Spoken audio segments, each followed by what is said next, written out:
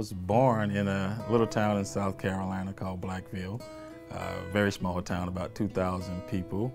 My grandmother had 9 kids, so pretty big family, pretty big, a lot of uncles, a lot of aunts, and grew up there my whole life, and ended up coming here to Marshall in 1991 and being a part of the Thundering Herd for a couple years, and moved on to play for the New England Patriots for 15 years.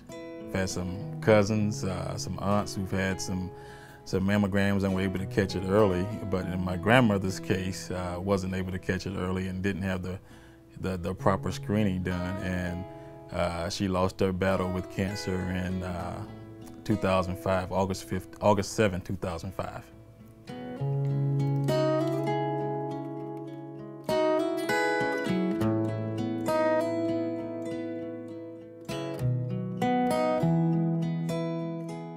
My grandmother was, she was a very strict grandmother, I must say. She was like the disciplinarian person in whoever household it was. If I was at her house, if I was at my mom, wherever I was the very strict one. And you know, I didn't really understand all those things growing up.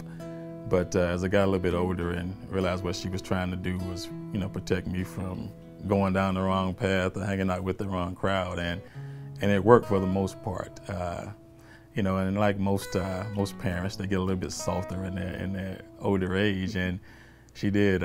She lightened up a lot on my sister, who was 11 years younger than me, and a lot of my younger cousins. So they didn't see the same grandmother that I saw growing up. But you know, at the end of the day, there was nothing but love for her, and nothing but love that she gave to all of her grandkids, and tried to do the best she could. And I remember, you know, just growing up and not having a whole lot, and whenever my grandmother had, you know, she would even bring my mother groceries over and stuff, and you know, provide when she could. And you know, she didn't have a job, she didn't have insurance and all those types of things, so, but she did the best she could, and she was always trying to share with other people.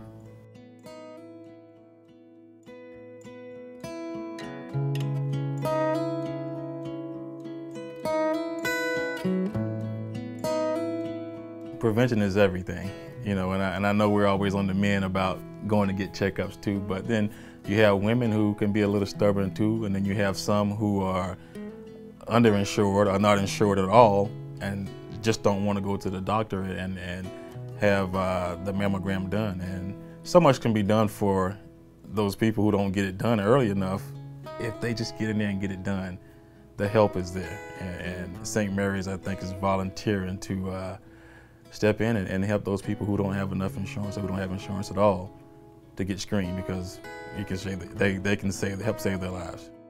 You know, it's a tough situation to see, you know, your loved one laying there in pain and in agony and probably not wanting to be here anymore. It's tough. It's a tough pill. It was a tough pill for me to swallow as a grandchild.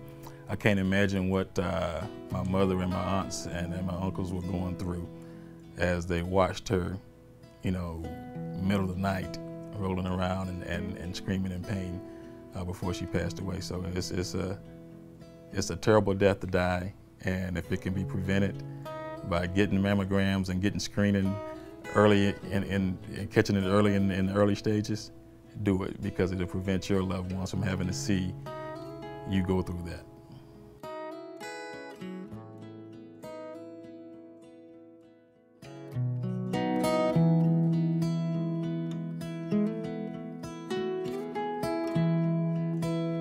Who are you walking for?